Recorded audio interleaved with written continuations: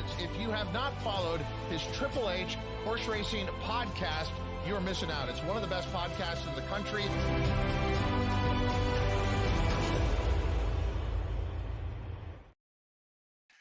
Good evening and welcome to episode 278 of the HHH Racing Podcast. I'm your proud host, Howard Kravitz. Thank you very much for joining us tonight as we are discussing the huge big day in Oceanport, New Jersey.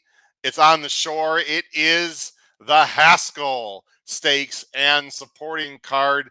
Biggest day of the year at Monmouth Park. Very excited that you're joining us and that we're going to be very happy to talk about the late pick 5 and supporting stake races. Please make sure you subscribe right there on the bottom right hand side of the screen. And after you do that, hit that notification bell so that you know when new content will rise, and smash, just like Steven said in the chat, smash that like button. That'll send the YouTube algorithm right here to the HHH Racing Podcast. You can see my Twitter handle at HKravitz. And scrolling on the bottom of the screen is my email, hkravitzhorse@gmail.com. Also scrolling on the bottom of the screen are our upcoming shows tomorrow, Friday through Sunday.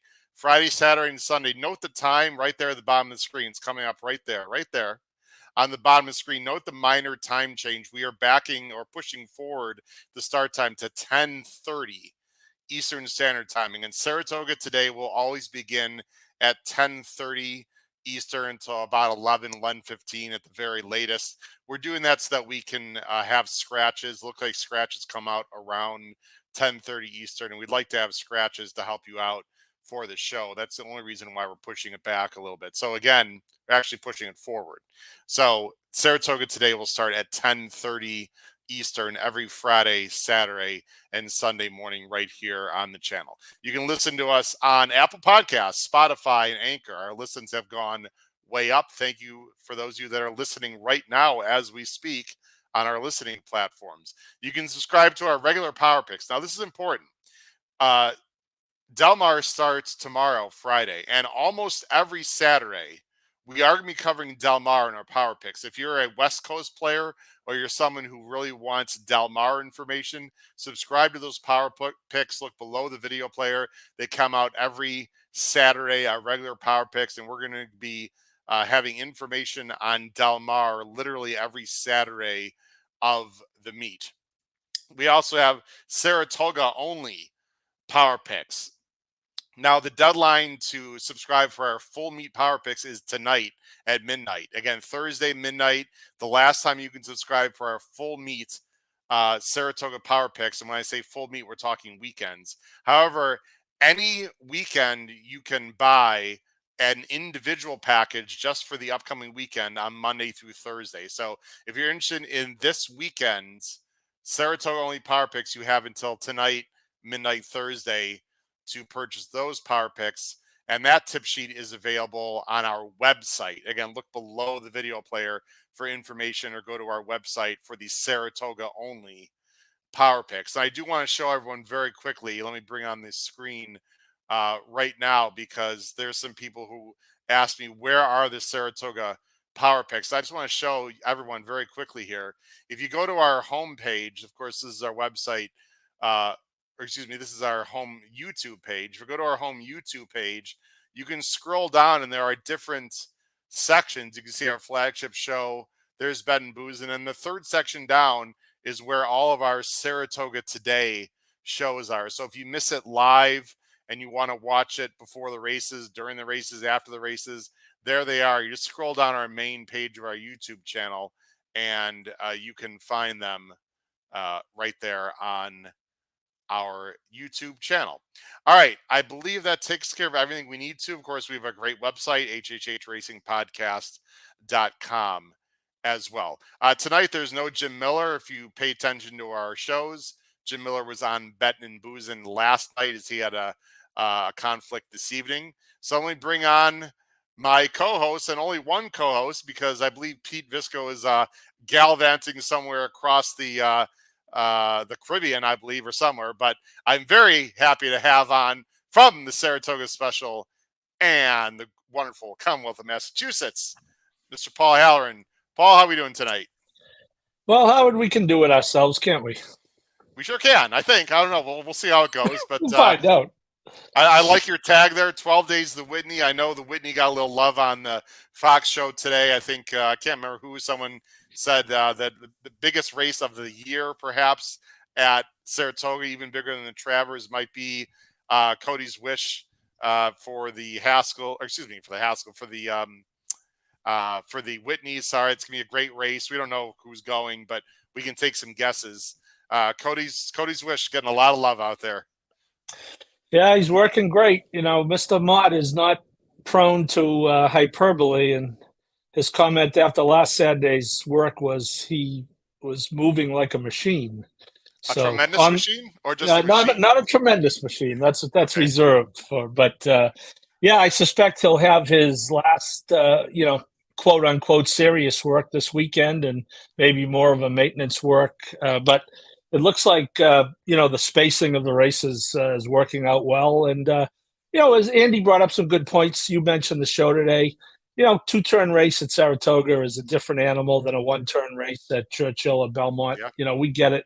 I'm comforted in the fact that that was my question going into the dirt mile, and certainly I would rather be as a real closer. I would much rather be in a 2-turn race at Saratoga than Keeneland, because Keeneland, and he managed to do it in the in the dirt mile. So yeah, I am really looking forward to it. I'm looking forward to the whole week, obviously, and getting up there. But that it's going to be special regardless of what happens. I obviously want him to win, but I really hope that he runs well enough so that it makes the decision for them what to do next. Yes. So we'll see. One at a time. We take them one at a time. One at a time. I think we'd all like to see him in the Classic. I'll be curious to see how many horses he scares away. I don't know if it's going to be a big field. Will be very interesting to see that, Paul. But we got some people in the chat here. Howard, excuse me, the Classic, which will be the third to last race on the program. You saw that yesterday, right? Can't we just stay positive tonight, Paul, with horse racing? Can we just stay positive? Well, by the way, it's only because it's on the West Coast. If we're on the East Coast, there'd be no problem getting out by the 7 o'clock window. So it's on the West Coast. And then one of the beautiful horse racing Twitter sent me a message saying, "Wait a minute, the Kentucky Derby is not the last race, but it's not the same." Yeah, they run like an allowance after it. Yeah, I know, but it changes. It's interesting for contest strategy, isn't it? That is true. Keith Borgra, good evening. He's a big Mage fan. We'll see if either one of us is picking Mage tonight. We got, of course, Michael Austin is here. I'm still on the ride. That's from for Jim. We're talking to Jim. Let's see who else we got. Vale Place. We got Simon O'Neill. Man, Simon is the most dedicated overseas viewer we have on this show. Simon, what's up? Hope you're enjoying the Open. If you're a golf fan, Simon, I watched all the Open. Today looked like Ricky Fowler had a little issue on 18. Went out of bounds twice, Paul, and shot an 8, I believe. An 8 on a snowman. We call that a snowman. That is correct. Let's see. Look who's here. Of course, Paul. Christy My favorite. Howdy, handicappers. Let's get the rest of this meet home big. That would be nice. And anyway, got the usual wonderful people listening. Please make sure you comment in the chat. Let's just get right to it, Paul. We got the Haskell. It's not a prep. I don't know if you heard the Matt Bernier show, by the way. Took a little debate that you and I were having about whether it's a prep and turned it into a whole damn show. So thank you. Shout out to Matt Bernier on the In the Money Media for hearing our comments, and he gave us a shout out too, which was very nice. And so he talked about how poorly actually horses coming out of the Haskell have done in the Travers. So that's an interesting conversation as well. But the Haskell's a $1 million grade 1, has a real nice supporting card. Not as many turf races as they usually have, I noticed. Sometimes they have more turf stakes. They don't have as many turf stakes for whatever reason on Saturday at Monmouth. Let's go ahead and jump right in as I go ahead and things said here. We're going to talk very quickly, Paul, about race 8 and 9. Very quick. You looked at those, correct? I'm assuming. I did very quickly. In keeping with the theme. Real quickly, we'll talk about race 8 and 9. These are the two of the supporting stakes before the pick 5. We're not going to put our late pick 5. We're not going to put our picks on the bottom of the screen. Let's just talk a little bit. Race 8, as I make this a little bit, oh, we're good. We're big enough. Race 8 is the Monmouth Cup. Again, this is outside of the Pick 5. The Pick 5 starts in race 10, everyone. It's a grade 3. It's on the dirt, 1.125 older horses. We see some familiar faces. Actually, it's the first time I'm seeing some odds. Proxy 3-5. Wow. For Stidham and Rosario. Is it that simple, Paul? No, but I just, funny, I was looking at it right before we came on, Howard, and I spent whatever the few minutes I had looking for the alternative. I didn't think it'd be 3-5. Boy, I'll tell you, I hate the race because I don't want any part of him at 3-5. He's absolutely not the profile you want for Monmouth, right? He's a stone cold closer on a track that's made for speed, and with Rosario on him, I would only hope if I were betting him that they just watched that clock replay when there was very little other speed in the race and he was on the rail, and they said, okay, we might as well go with him, and he wins the grade 1 clock. If he's at the back of the pack in this race, it's absolutely rider malpractice. Well, we don't need to talk about this race long. I have a very, very hard time believing Rosario is not going to be aggressive out of the gate. I think he's going to get this horse in a good spot. I think this is a stone cold single.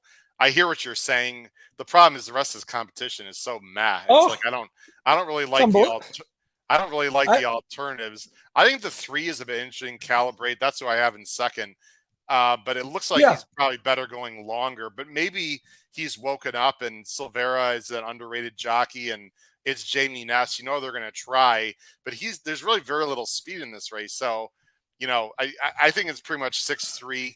I don't really see many other options here. I think Proxy's just too classy for this field. Yeah, when I was looking for the alternative, Howard, as I'm sure when you looked at the race, I'm looking, okay, who can just steal this race on the lead? The Archibred. By the way, something? Who knows? My point is, I can't determine who is going to lead, which means it's hard to determine who's going to steal it on the lead. Right. I'm really glad it's not in the sequence. That's a good decision. It's not in the pick 5. And is there a pick 6? No, there is no pick 6. So it's not. It is not in that late pick 5 sequence, which is a great decision. I mean, I like Proxy, Howard. I liked him a lot in the last race, and he ran horrifically. The only thing we would say, and we've talked about this on the show, coming behind on that Ellis track was virtually impossible to come from that far behind. Yes. But I'll tell you, he lifted no hooves in that race. No. So we'll see. Mark Stahl finally get to watch a live show. All right, Mark, welcome to the show, man. We want you very active in the chat. Thanks for watching. We got Richard Avalar here. Good evening, folks. Big races coming up sooner than later. Absolutely, for sure. I think, let's see, Gary Calaroso, I'm pretty sure it's pronounced. Proxy single. Yeah, I think it's single and move on. I would not get too cute. Let's go to the next race. Again, this is outside of the late pick 5, ladies and gentlemen, which is why we're going very quickly. Now, I know how much you enjoy talking about the weather, Paul, but let's put ourselves on screen for a second. The forecast I've seen for the Northeast tomorrow is bad. Like Saratoga, New York, New Jersey, they also say thunderstorms all day long. There's flood watch up in Saratoga Springs. So it looks as though there's going to be a lot of I know. What are you going to do? It looks like there's going to be a lot of rain tomorrow. And the only reason I bring that to attention is because the race at Monmouth, I don't think the stake turf races will be off the turf Saturday. The weather's going to be fine Saturday, by the way.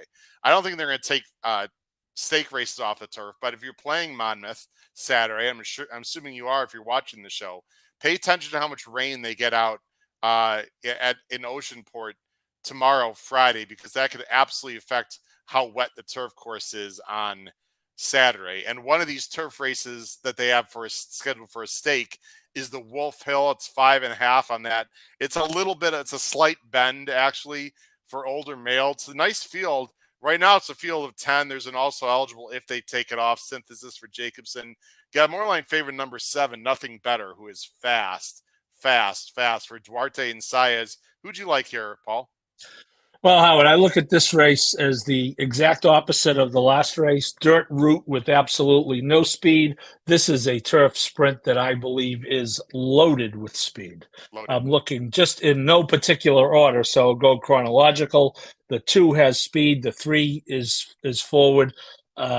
The 6 has speed. The 7 has really good speed. The 8 goes to the lead virtually every time. The 9 has a ton of speed. The 10 has speed, which means this is the race I do want Rosario with his patented back of the pack turf sprint closing gets them all. So I'm going to go with the 10-1 shot, number 1, Eamon.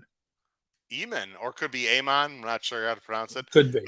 Joe Orsino. When you close and win going 5 furlongs at Gulfstream, that's pretty impressive, Paul. However, they did go sub 21 first 20 quarter, and 4, and then 44 and change. I know it's Gulfstream, but that's still pretty damn fast. You have an interesting idea there. I thought the 1 was a bit interesting. I'm going to be a little bit contrarian because, as you mentioned, there is a ton of speed in this race. But sometimes it just doesn't develop. And whether it develops or not, Paul, this Nothing Better is not only fast, but he's classy. I mean, he's really classy. He's faced some really nice horses. He, Caravel, Beer Can Man, he's faced the best horses in this field. I have no idea if he can rate. Maybe he won't need to rate. This is just more of a class angle for me here, Paul. I think Nothing Better. Again, I don't know if he can handle the turf either. There's a lot of question marks here. Can he ward off a lot of speed? Can he handle the turf? He's going to go. I still prefer speed, even though if there's a lot of speed in a 5 furlong turf sprint. So I'm going Nothing Better. I also thought, the number 2, Midday Image, was interesting. Yep. Now, Midday Image was scratched out of the grade 3. I also was it the poker last week. No, not the poker. It was the Kelso. The Kelso. Thank you. The grade 3 Kelso, which was smart last weekend. I don't love his last effort, but I think this horse wants to go shorter. I don't think 6 furlongs is really what this horse wants. I think he's actually a little better shorter, and there's a lot of speed in here, and I think he can just sit off it. So I don't know. I think Midday Image is a bit interesting in here also. And the other horse I thought was interesting real quick was the 9. Let me go to the 9. I can't remember the name here.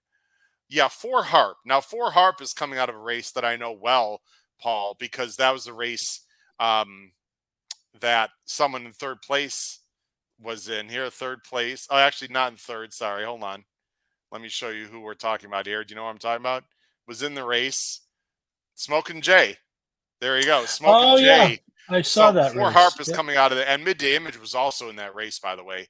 4 Harp was really good. And that turf, it says good.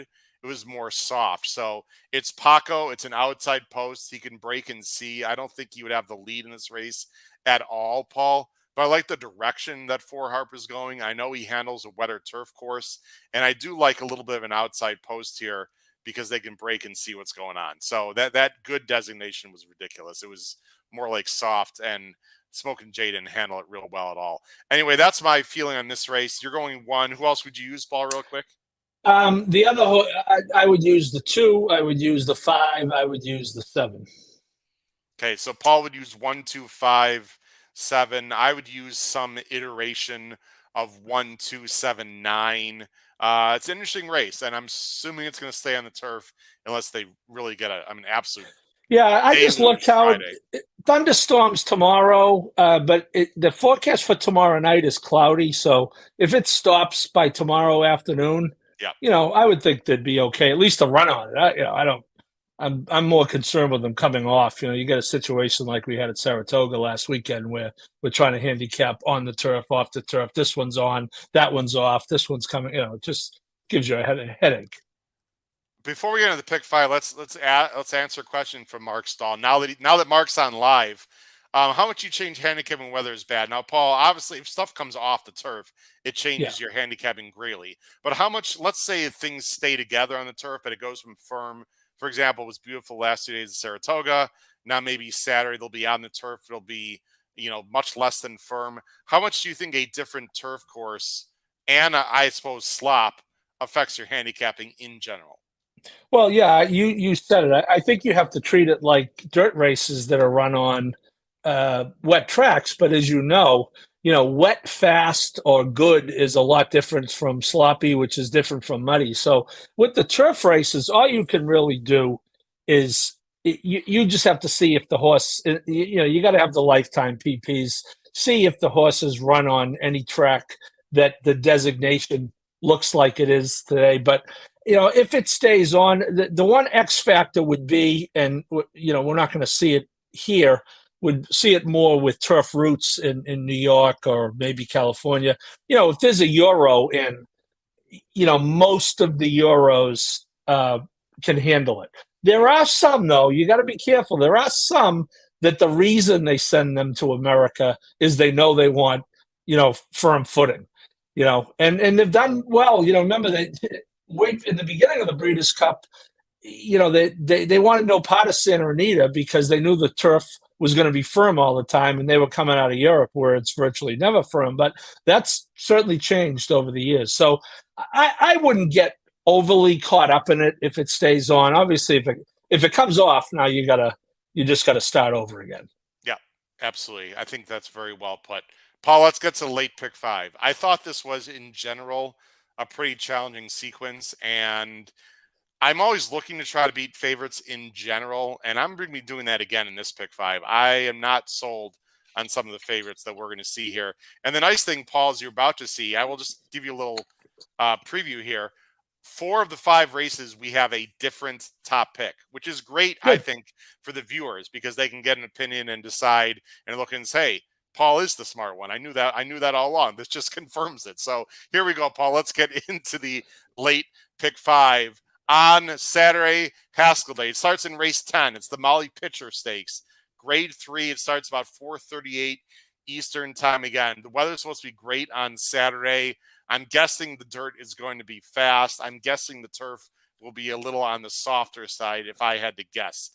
This is on dirt. It's for the older girls. Mile 16th. It's a field of 8, headlined by a horse that broke my heart last time, the number 4 Search Results for Chad and Rosario. He's got 2 in the race. Let me go and bring up our banners here so everyone could see our picks starting in race 10.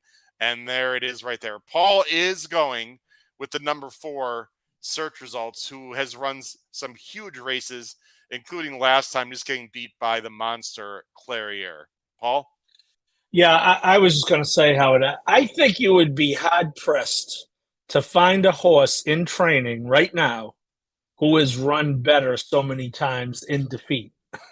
Yeah. Who has run so many good races in defeat.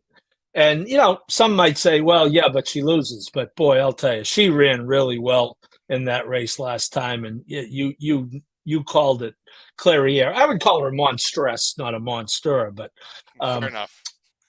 The race before, she's right there with, that one you might look at and say, Secret Oath might be heading the other way just a tad. And, but I don't know. And most importantly, she came down here and won this race last year, so the track is not an issue. This is the race we saw in person last time. Yeah, I played Search Results very big, an unusually large win bet for me on Search Results. I thought I was a winner, and Clarier just ran her down. There's really not much to say. Is this a case? I mean, Search Results runs well often, Paul, but does not win often. Are you prepared to say she just faces too many monstresses like Clarier, or maybe she's just not the winning type? Well, I mean, how many she wins at 40-something% of the time? That's pretty good, isn't it? Yes. Yeah. 6 for 14 is pretty good. Yes. Not as much recently though. No, or she for a 4-year-old year. Really. She has not won this year, which is a good I mean, Chad made one good decision, Howard, sending her down to this race and not into the Shuvi at Saratoga on Sunday, because then you got to deal with Claria and Nest. What a race that's going to be! But that's going to be fun. Look, I fully understand the desire to beat her as a favorite. I get it. Although, weren't we surprised she was as low as 2-1 last time? I think you were looking for a little more than that. Yeah, I was looking for a little more than that. And what's great about this race, Paul, if you look at the bottom of the screen, we have our top 3 picks are completely different. We've got 6 horses in this field. I don't even have search results in the top 3, and people are like, Howard, what are you talking about? Well, let me explain a little bit, Paul. You have her third. You have her third. I have her third. Sorry, I have her third. My bad. I love this horse in general, okay? But that's the great thing about horse racing. Sometimes you love a horse, and then the next time that horse runs, you hate that horse, right? Every race tells its own story. And here's the thing. She's better close to the pace. I think there's a decent amount of pace in this race.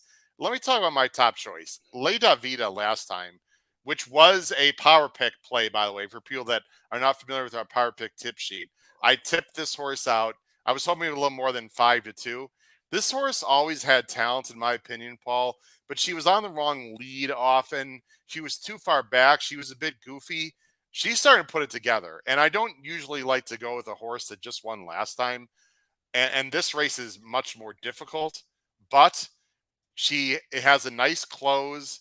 There's enough speed in this race. She's going to get a nice trip. She's got some really good works. I just think she's rounding into form, Paul. And I'm going to get a little bit of a price again. I'm going with La Davida here to upset the field. Now, my crazy wacko horse here, and she's 9-2, so maybe it's not that crazy.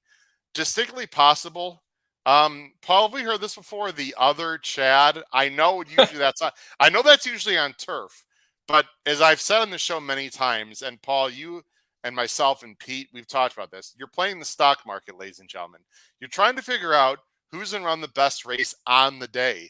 This horse just keeps getting better and better, Paul. And if she can take another step forward, I think she's going to get a nice trip. She's working well at Monmouth, by the way, and she won last time at Monmouth. Why can't this horse go from a 94 to a 96, 7, 8 and upset this field? I don't see any reason why she can't. She's got Saez. Maybe this is just the improving filly that you want, and you to try to beat search results. Search results, obviously the horse to beat. That's my hot take, Paul. I'll let you quickly talk about the 6 and 8, and then we'll move on.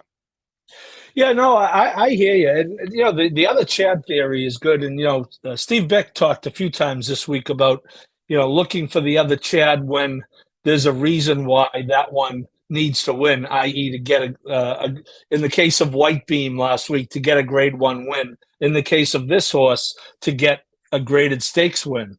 Look at Chad Brown ran this horse in the Alcibiades in her second career start. So that's all you need to know what he thinks of her. Coming off a loss in a maiden race at Saratoga on, I believe that was the day after the Travers, to Gerrymander, who just ran. So look at, I get you. I also agree that the 5 is very playable. I picked the 6 kind of on the same, on the come, as we say in craps.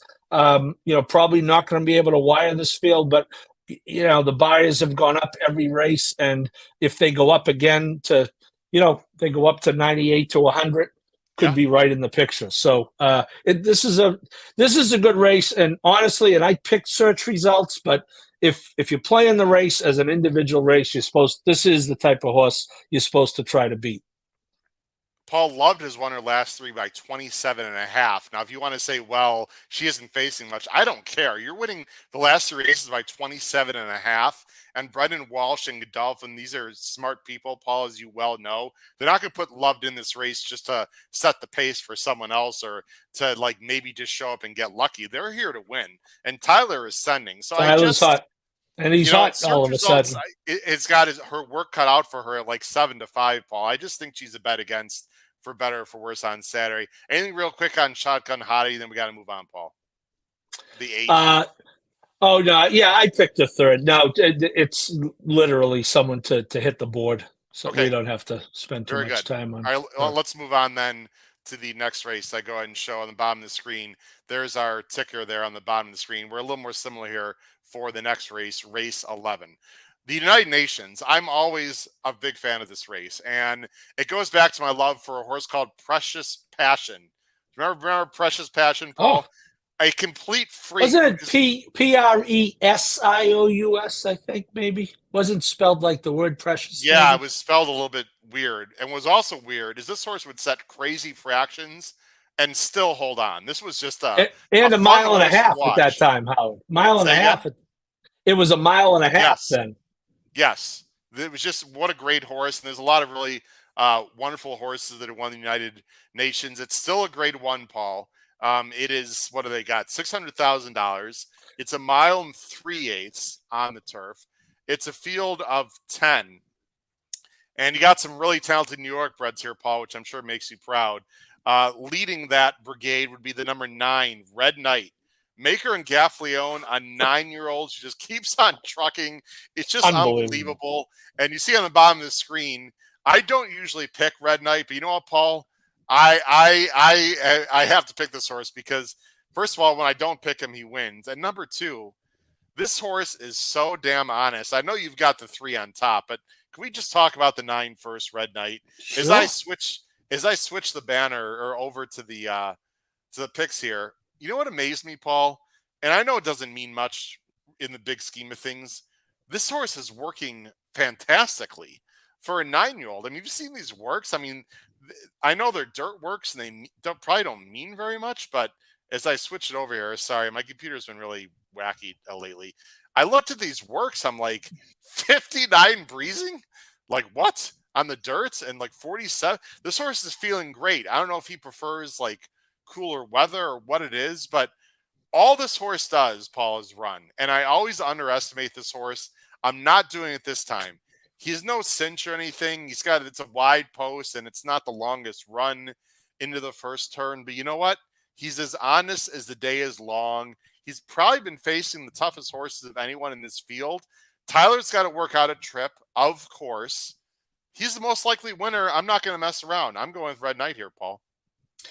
Well, you know, Howard, we've talked about this horse on the show many times. And, you know, if you look at the running lines, you'll see the 11-month layoff between August of 21 and July of 22. And, you know, the horse was being retired. I've told the story a few times. Yeah. And, you know, and then, you know, he was on the farm for 90 days or maybe longer. And they called the owner and said, he wants to be a racehorse again. And he switched to Maker. I mean, Maker is just uncanny with these older turf route horses. It's unbelievable. So, yeah, I got no issue. I mean, we think Up to the Mark is probably the best U.S. turf horse right now, right? Yes. Not probably. That was a good field. Yeah. You can look at the comments. This horse was acting up in the gate and was just, you know, was not coming from last place in that race.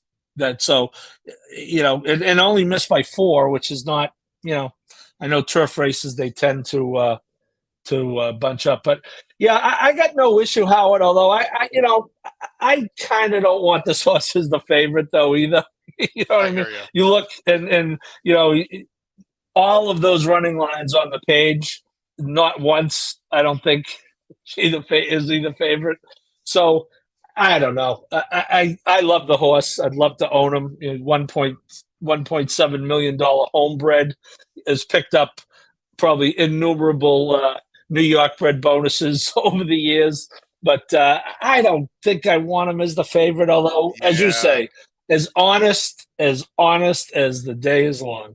Paul, I will say that he's been involved in some pretty fast paces, and there's not a lot of speed in here, so I'm a little bit afraid that Red Knight is going to be too far back. But, you know, Tyler knows this horse also, and even in slow paces, he always comes with his run. I mean, so I don't necessarily – I think a slow pace would hurt Red Knight. I love your top choice, Paul. I really like Catnip a lot. He's the fresh face. He's a 4-year-old. He's improving. I'm going to watch the last race. I'm assuming you watched it. It was weird. It was like a Z pattern. He got shuffled back and then came on again. I know this is a much tougher field, but this horse is on the come for Stidham and Rosario, and I think this horse has a chance to be real nice going forward. And his I don't want to say superstardom, but his rise to greatness in the graded stakes race might just start on Saturday, Paul. Well, and if you want to look, Howard, this horse is 3 for 3 since being gelded. Was gelded after last season and came back this year and has been building. I think Michael Stidham. I don't know if I want to say he's here, by the way. You can talk about the yes, trip, Paul, because right here it gets passed and shuffled back. I was going to say he's in all sorts of traffic, and you're going to see it coming up right about there. He's just wait. It's really a case of him having to wait more than anything else. But he did go back to, I think he was 6th at one point, Howard. I mean, right here, who had Catnip the winner right now? I sure as hell didn't. Not right now. Yeah, not at this spot. I agree. Although he did close the 2 races prior, but he's got a lot of work to do right here. He's got 4 horses to pass. You could tell Rosario is not sure whether he's going to try to stay in the middle or just get to the outside. And finally, he just said, "Screw it! I'm going the overland route," and he gets by pretty easily. So, yeah, that's a really good race. There's just no question. And I started to talk about Stidham. Stidham is really good. He might not be the household name. He's more a Mid-Atlantic guy. He's in the Godolphin rotation. Godolphin uses him. They're not afraid to give him a really good horse. So don't be at all worry about Mike Stidham. He is really good. And I agree, Howard. The reason I picked him, to your point, is he just might be getting really good. Well, before he was a Mid-Atlantic guy, he was an Arlington guy. So I know Mike Stidham well. Sure.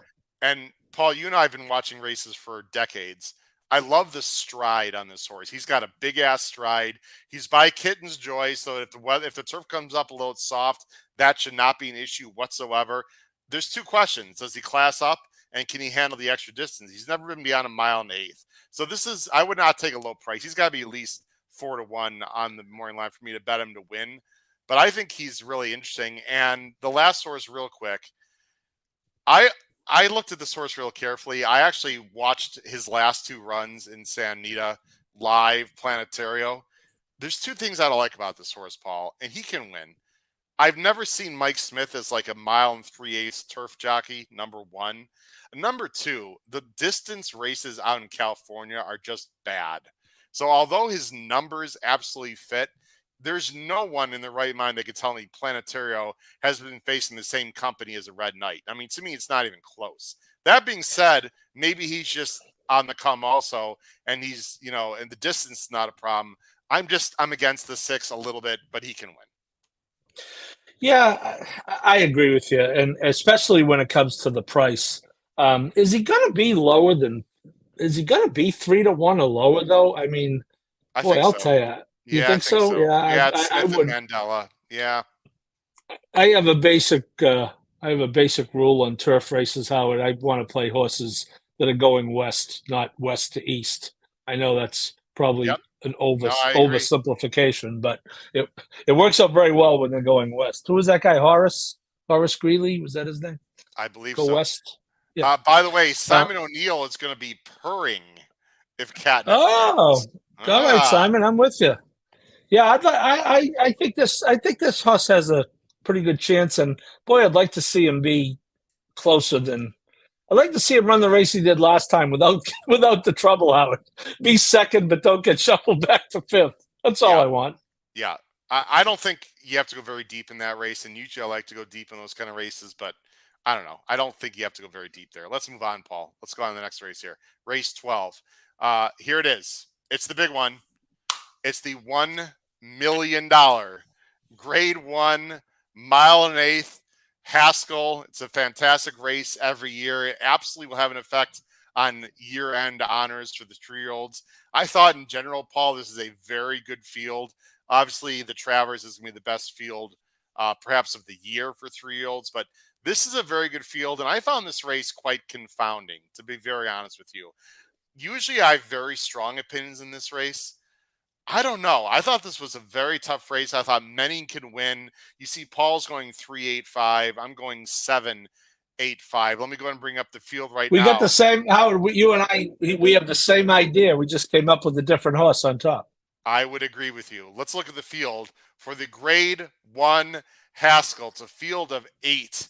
The morning line favorite is on the outside, and what a serious talent this is. But off a big layoff, the number 8, Arabian Night, for Johnny Velasquez and Bob Baffert. And before we get to the PPs, Paul, I got a little surprise for you. I want to show you something here. I got a little test of your horse racing knowledge. Are you ready? Okay. What horse am I showing on the screen right now? Who is that? I would say based Take your on guesses the at home, background, everyone. If you want to take a Arabian. guess at home. It's gotta be Arabian Night from the Breeders' Cup, from the maiden race on Breeders' Cup Day, right? Anyone other guesses at home? What horse is that at Keeneland? Do. Yeah, All it's right, gotta that's be enough the time. maiden race. That is race 1 of Breeders' Cup Saturday. That was Arabian Night. Yes, we were right there in the paddock. This horse looked as good as you see in the picture. He looked unbelievable. Over $2 million. This was before his debut. And wow, Paul, did he run lights out in his debut, obviously. But yeah, that was Arabian Night. And it's sort of a shame. He had a little bit of an issue. They decided to give him some rest. And now he's here in the Haskell working unbelievably. As I bring up the PPs, you are not going with Arabian Night. And neither am I. You're going to go with the number 3, which I'm waiting for it to switch over on the screen. So give me a second here. But you're going to go with the number 3, Salute the Stars. I liked this horse last time. This was another power pick play, if you recall, that upset the field. This was one of our real nice power pick plays for us on our tip sheet. I looked at this horse real carefully. Paul, I want to steal your thunder. You're going with Salute the Stars, 8-1 morning line for your favorite jockey, Joel Rosario. What do you like about Salute the Stars, Paul?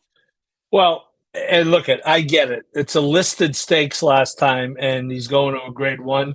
But you want to show that race. This horse ran an absolute monster last night. And among the horses he went by, Kings Barnes, who is a real horse who took some action in the Derby. But just this, I thought this horse ran huge last time. Watch how ranked this horse is for the first half mile. Okay. Didn't break well, first of all. Didn't break horribly. Didn't break. Okay. And just watch his head and watch the job that Rosario has to do. I don't like it. I don't like it, jockey. I'm not happy, jockey. Yeah. Well, I think I think he just wanted to go.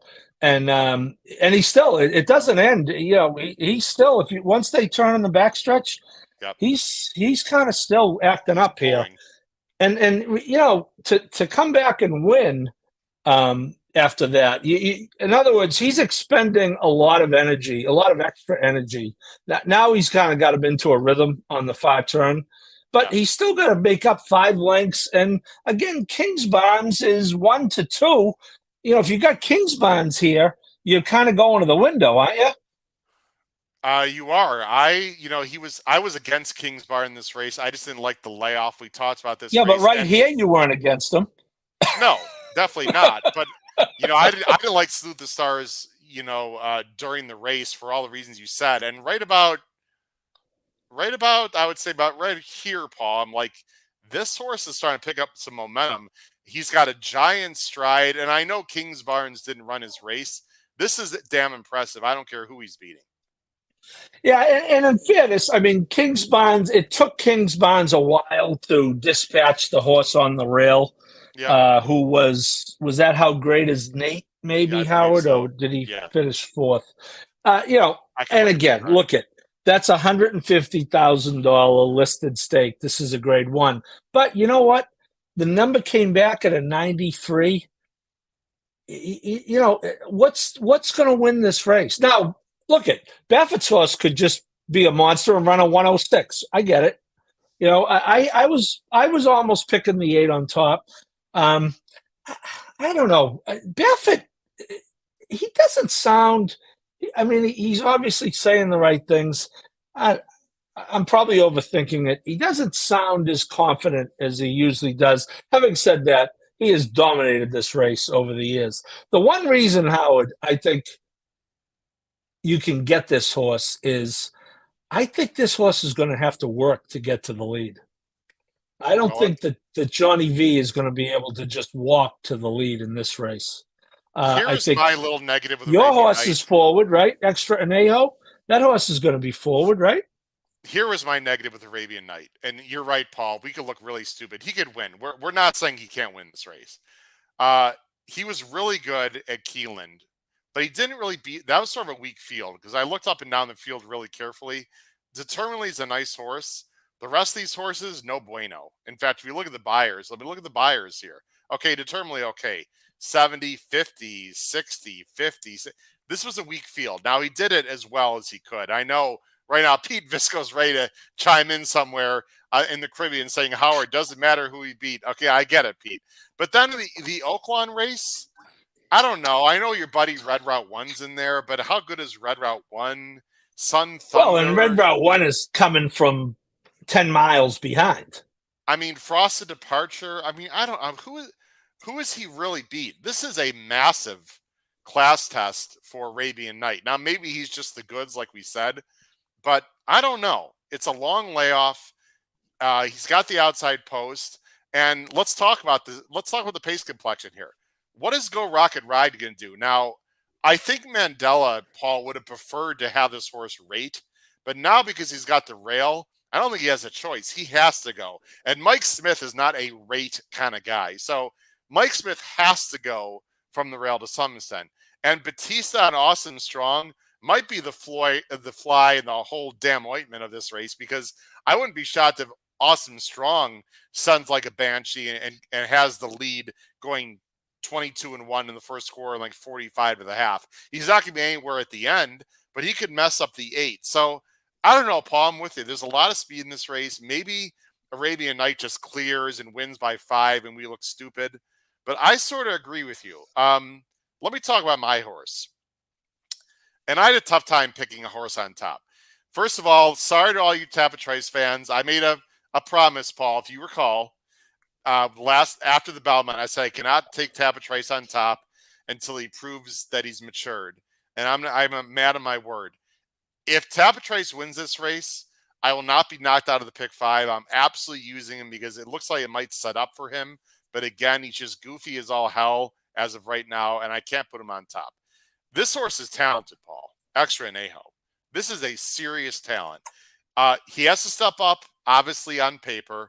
I like the fact last time he rated off the pace, and that was a very fast pace. He did not beat much, but he's been working well. He's bred well. He costs $1.35 million. And most importantly, Paul, I think he sits a great trip. And I'm taking more of a harness angle here. For those of you that are harness players, I'll explain what I mean. The 6 has a speed, but not as much speed as the 7. The 5 has no speed. The 4 does not have a lot of speed. And I'm not sure how much speed the 3 has. My vision here, Paul, right or wrong, is that Extra Anejo sits a nice trip just off the speed and gets first runs on the Tapatrices and the Mages. And if Arabian Night is not a superstar, to me, it's either Extra Anejo or the 2 closers I mentioned. I don't trust Tapatrice, and I certainly don't trust Mage based on what the connections are saying. And that puts me with Extra Anejo. It's not the strongest opinion, Paul, but I don't know where else to go in this race. Well, as I say, I think you and I handicapped the race pretty much exactly the same. We came up with a horse. We came up with different horses, but on top, we came up with a horse on the improve, big class test. But if we're right, we're going to get paid. I got to tell you, Howard, I bet a Derby future bet on Go Rocket Ride after the maiden race. I've been high on this horse. I got him as a B right now. He could very well end up as an A on my ticket. I think he does get a good trip from there. Smith has ridden and won this race. Smith knows this track well. The loss to Practical Move certainly doesn't look like a bad loss. He came back off the layoff last time in just a listed stakes and kind of, was supposed to win and he won. I think he's going to be right there. But I suppose at some point we have to talk about the Derby champ, Howard.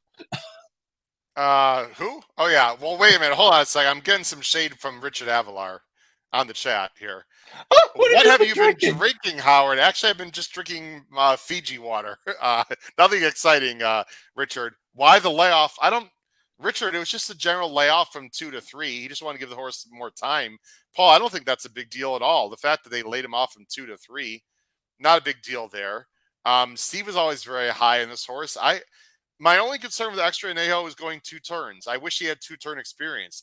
If that last race was a true 2-turn race, I would love Extra Anejo. I'm a little concerned that he hasn't been 2 turns, but I don't think there's almost any negatives with this horse. The race that he lost, by the way, Paul, was the first race of the Kentucky Derby Day card, and he didn't break great. He got shuffled back. He lost to Federal Judge and Deer District, who are both really nice horses. So I don't think there's anything to knock with Extra Anejo. He's just got to get the trip. That's pretty much how I see it. Any other thoughts here, Paul? Well, let's talk about Mage and Tapatrice. Go ahead. We'll do. Yeah, but just one more thing on Extra Anejo. I would say there was probably something going on because you pay $1.35 million. Yeah. The horse breaks his maiden by 9.5. You're thinking Derby, right? So the fact that he didn't run until Derby Day, but that doesn't. The layoff means exactly 0 come this Saturday, right? He's run twice, Right. So if you were worried about the layoff, you worried about it in the first race, and the horse got beat at 6-5. So we go to Mage. Go ahead, Paul. How good, Howard? How good is Mage? Why don't we ask people in the chat? How good is Mage? Everyone, is he? The only best 3-year-old out there right now is where do you put Nate? How good is Mage? I don't know. He could be, but there's just too many times where the Derby is a one-off, as we call it. I'm not saying that's the case. This horse ran extremely well. We were there. We saw it. 2 fills came back. It looked great. Unfortunately, had the injury. Forte didn't get to run. That's been well documented. National Treasure came back and won the Preakness. Oh no, National Treasure wasn't in the Derby. What am I talking about? Paul, above average. Above average in the chat. So from a Christine race. Yeah. Above average. People are a little bit down on Mage. Well, again, I just think, if they had the voting for 3-year-old champ right now, he might win because the Derby's the most important race. I get it. But there's a lot of racing to be had. The 2-week turnaround, I think, got him in the Preakness. Yeah. I don't think they would have in a million years ever run this horse on 2 weeks rest, but you got to if you win the Derby. And the pace complexion, Paul, of that race. But Howard, in big races like this, not so much them talking about it as a prep race. I really like to see a plan and a plan executed. I'm not a fan of let's decide on Tuesday that we're going to run in a grade 1 on Saturday. I'm really not. And he can win. I'm certainly going to try to beat him. I hope he takes a lot of money. I think he will take money just because of the Derby win. And, we'll see him at Saratoga in the Travers. As far as that guy, Tapatrice, remember, he ran 3rd, but he did get picked up in the Belmont. I know because I had a rather large exacta with him 2nd, and Forte did nail him on the wire. I'm pretty sure I saw that one. I didn't see it coming, but I saw it. Well, how good is he? That's also you could ask the same question about him, right? You can. By the way, Arabian Night 5-2. No, he's going to be 7-5. Paul, Arabian Night is going to take a ton of money, and I think Mage is who's second choice, Mage or Extra Anejo. I'm serious about that. Probably Mage, right? So Tapatrice as 4th choice, and Mage and Tapatrice are both 3-1 on the morning line. No, I know, but Arabian Night's gonna be 7-5. I think Mage is gonna be 5-2. Extra Anejo, I'd say about 7-2. Tapatrice is gonna be 6-1. There's no way. Tapatrice, I agree. He'll be the one that drifts. He'll be the one that drifts. Ride's going to take money. I mean, someone's got to drift, right? Yeah. Well, Go Rocket Ride. He may be right at that 9-2, 4-1, 5-1. And my guy Salute the Stars might be 10-1. Howard. I think you So will get double digits if on that my horse. clever opinion, in the unlikely event my clever opinion is right, I'll get paid. I'm using what I know we got to move on here. I'm using 6 horses, Paul. I think a lot of horses can win. I'm using your horse also. I'm going extra Anejo. I'm going with a fresh face here. I'm just not sold on some others, and Arabian Night might win for fun, but he's gonna have to show it to me on Saturday. Let's go to race. Howard, Richard Alvala brings up Yeah. a good point in the chat. By running Mage here, they don't force Javier Castellano to make the decision yet, because if they ran Mage next weekend, is Arcangelo going in the gym, Danny? Do we know? Or we don't know I don't yet. think so. I think they're waiting Doesn't on the look like it. Travers. But anyway, Javi is going to have to pick presumably at some point. I wouldn't be positive. I would pick Arcangelo. I'm not going to be positive about this. Remember, there is the connection with the connections, so we'll see on that one. Well, we've got 2 more races to talk about, so don't go anywhere, people. Real quick, though, I think this is an interesting question, though, in the comment from Singh. Singh, thanks for joining the show. I believe the owners and trainer is playing possum with Mage. He had 3 great workouts coming to this race. Is it possible that's just trainers talk and this horse is really cranked up and ready to go? I don't know about that, Singh. I don't know about this time. You could be right, though. And are they great workouts? He worked out. He's 113 for 6 furlong. He's working alone. I mean, if you get a bullet workout out of the 3 back, 5 furlongs in a minute and 3 is legit. 113 and 4 for 6 furlongs working alone. Is that a quote great workout? Yeah, I don't know. I don't know. Let's quickly talk about the last 2 races, because this is the penultimate leg of the pick 5. We're assuming it's going to be on turf. It's an allowance race for filly and mares. It's a field of 9. Morning favorite is the number 9, Forteneno, for Clement and Rosario. We are both going to number 7, Cecile, for Schultz and Castillo. What do you like about Cecile, other than I love that name? I liked the last race. I didn't love the ride. I liked the race. I think Castillo will be way more aggressive than Julian. I think the horse is on the Emperor. I think Lagoria is a good to very good horse. The horse that beat her.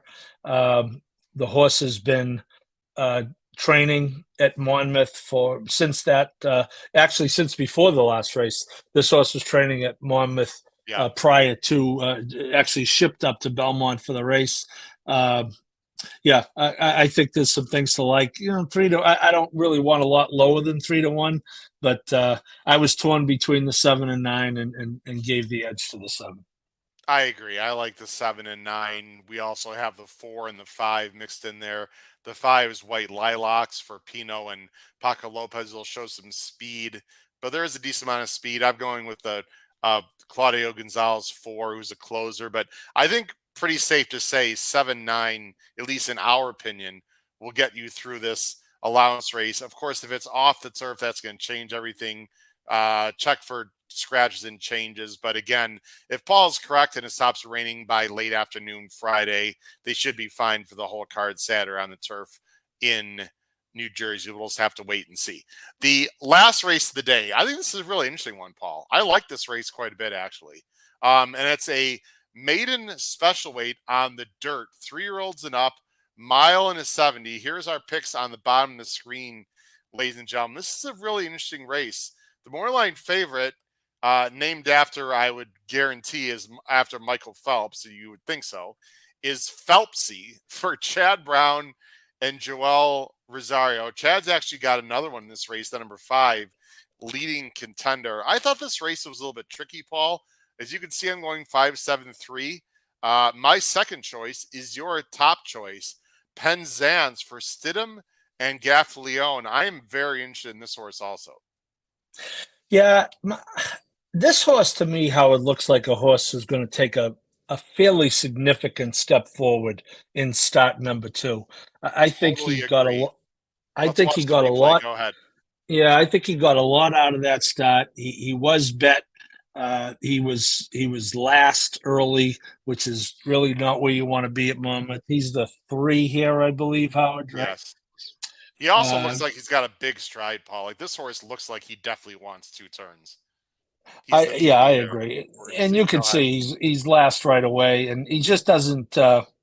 He's certainly in touch with the field, but right now he starts to lose touch with the field. Not that he's a mile behind, but I don't know. I just think that at this point, this He's is like an climbing education for here, this Paul. horse. He's Yeah, and the fact they kept him inside, you know what I mean? This is uh, education mode for this horse. Although he is going to come running, um, he certainly, he is going to make a late move.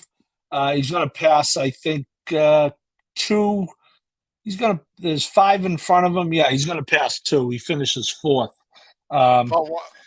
Paul also need to watch. He lugs in. He's just very goofy. I'm going to let it run all the way through, but watch carefully. He's lugging in. He's green. He looks like he has no idea what he's doing, Paul. And when he finally sort of straightens out, this gallop out is insane. I don't know if you saw the gallop out. well, I don't have to. I know you're always going to talk about the gallop out, so I just leave that to you. Well, for good reason. Did you see it, Paul? Look Yeah, right I know. here. Okay, look at the Yeah. distance here, right? Look at the distance. What is this? I'd call that 3.5, right? Maybe 4 lengths. Yeah, right I'd here. say 3.5's good. Yeah. Okay. Now just keep watching because it's not that far past the wire. And watch it, everyone. Watch it. Come on, camera. This is, by the way, a horrible camera job. What are we doing here? Look at the rain. Yeah. Are you serious? What? Yeah, He's he only wants to flying go. by, standing up. I mean, this is silly. Yeah, Again, he wants to go. He wants to go around again, Howard. This. Yeah, and I think, Howard, it's a combination. Not only do I like the fact that he's getting more distance, I don't think he's going to be that far out of touch with the field in his second start. Yeah. But Uncle Mo out of a Bernardini mare. Yeah. It's not hard to think that. And blinkers on, and that's part of my thinking where he is not going to be back. There's just a lot of things that pointing to him taking a step forward. So that's I where almost put this horse on top again, Paul. I'm going to put us both on. We're not. We'll go back to the PBs just for one more minute.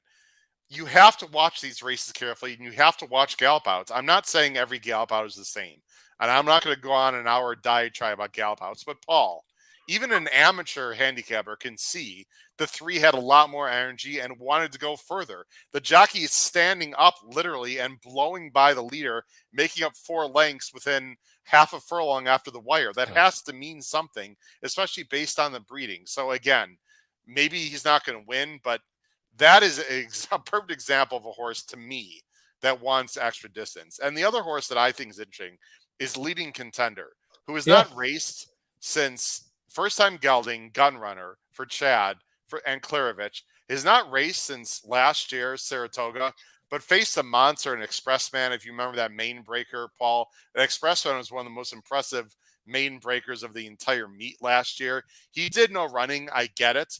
He's been working in Monmouth. He's going to be a much better horse now. He's gelded. This is not like the strongest field in the world. And my general feeling is I don't love horses like the number 3 who are 0 for 13 or the number 1 who's like 0 for 4. I'm looking for, fresh faces, horses that have not run as much, which is exactly why I'm going, 4, 3, 4, 5, 7, and I'm not using the 1. I'm only using the 3 defensively, although you do have the 3 second. Yes, and I get you. My only concern about the 5 is he took virtually no money in his Saratoga debut. Yeah, fair enough. Chad Brown and Rosario and a Klarovich horse, he was ice cold on the board. But I will say this, horses out of that race, Howard, none have won, but 3 have run second. 1 has run third, although most of them, the buyers stayed about the same or went down. If you can take a look at that.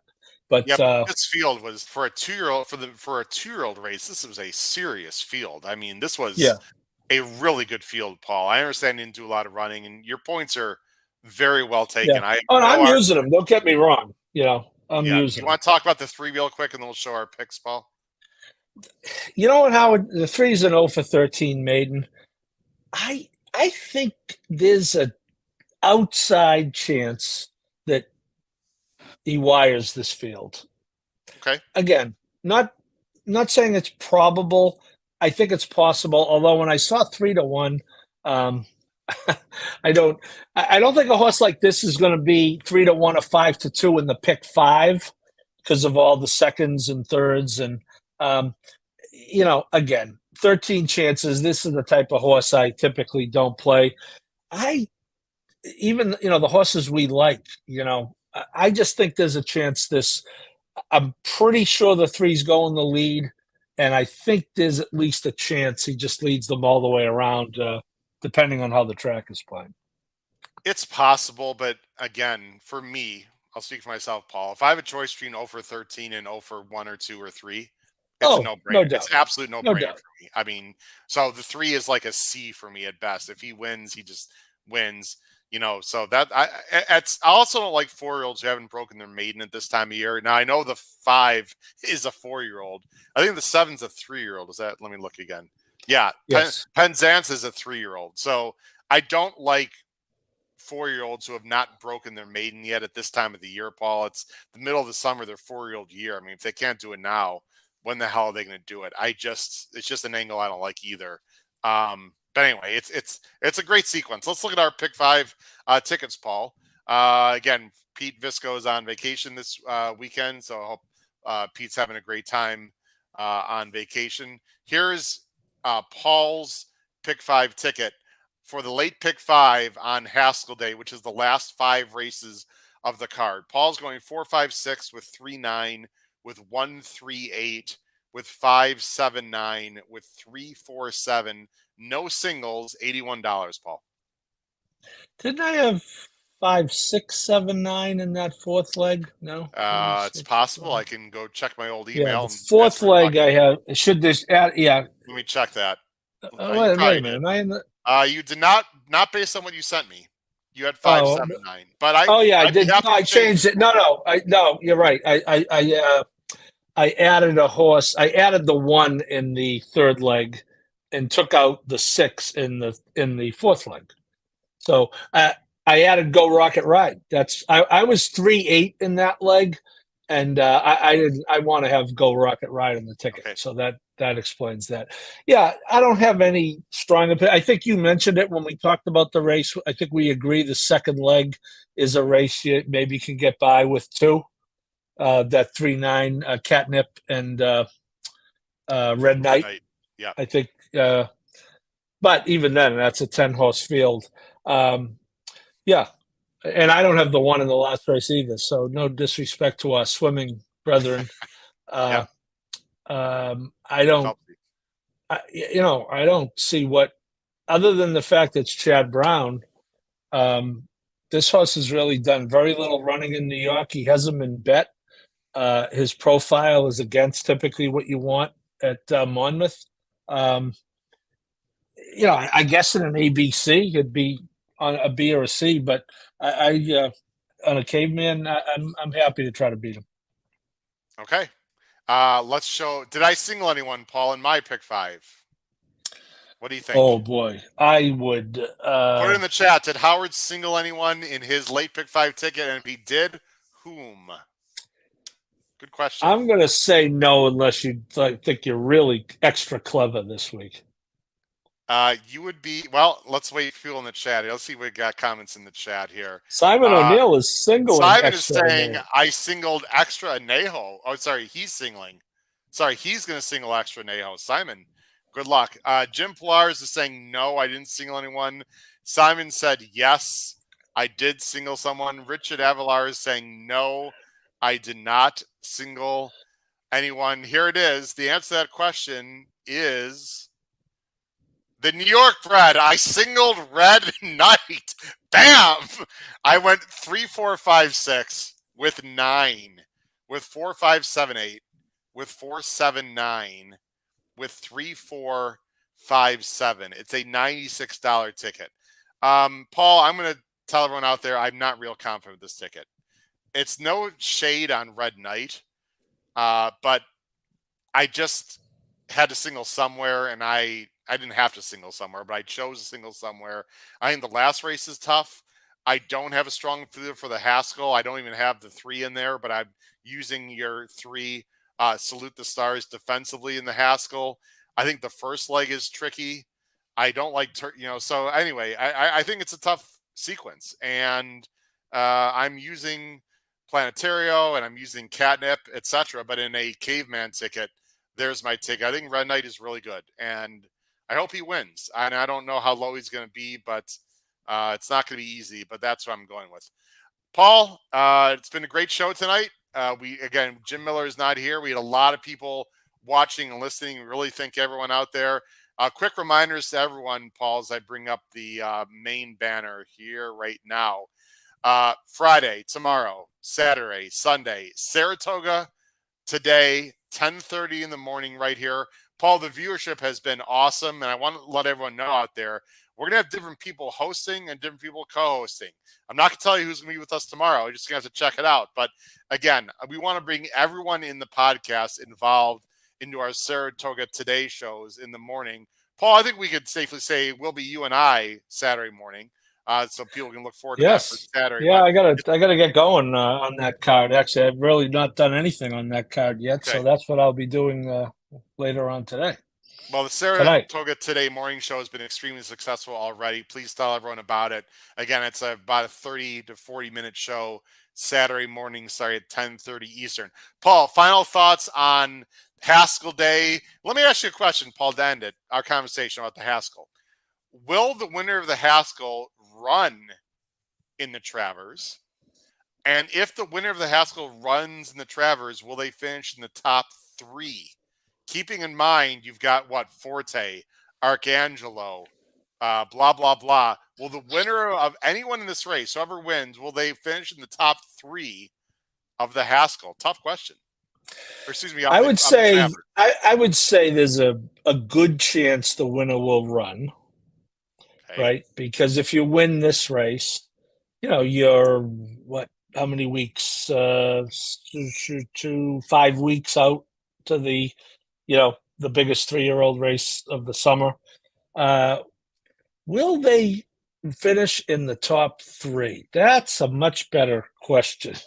I gotta say, if my horse wins, probably not. A horse like Tapatrice, probably. Yeah. I'm gonna say yes and no to those 2 questions. Wait a minute. Well, you can't ride the fence, Paul. No, yes to the first question. Oh, I'm sorry. Got it. And then no. No, I never ride the fence. I got it. I agree. I don't think the winner of the Haskell is going to be in the top 3 of the Travers. I don't know. I think you got. But it's a good race, though. You know what? As you talked very well about it the other night, and I think that's probably why Matt picked up on it.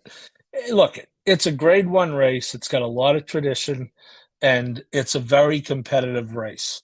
It's not this 5-horse field with a 1-to-5 shot that everyone complains about, and the fact that the Baffert horse is 5-2 morning line, and you and I both think he'll be lower, Howard, but even the fact that the lines maker didn't go lower than that, there are questions. It's not a slam dunk.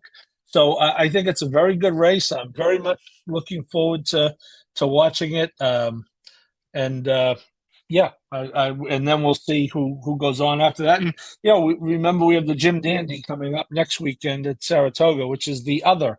That is an actual prep for the Travers. That is a prep in name and in deed. And yours truly will be on an airplane a week from Saturday, landing just before the card starts, in hopes of seeing one of my Delphi horses run. I'm very excited. I think I'll close off by saying this on the show. I think Arabian Night, Paul, is one of the most fascinating horses to run in any race of the entire year so far. I'm not rooting for or against Arabian Night. I am just absolutely fascinated to see what this horse does. But he could be anything, or he could disappoint at 6-5. So it's going to be a lot of fun. For my great co-host, Paul Halloran, this has been your host, Howard Kravitz, episode 278 of the HHH Racing Podcast. Crush your bets at Monmouth Park this Saturday, and we'll see you tomorrow morning, Saturday morning, and Sunday morning on Saratoga Today. Take care, everyone. Have a great night. Bye-bye.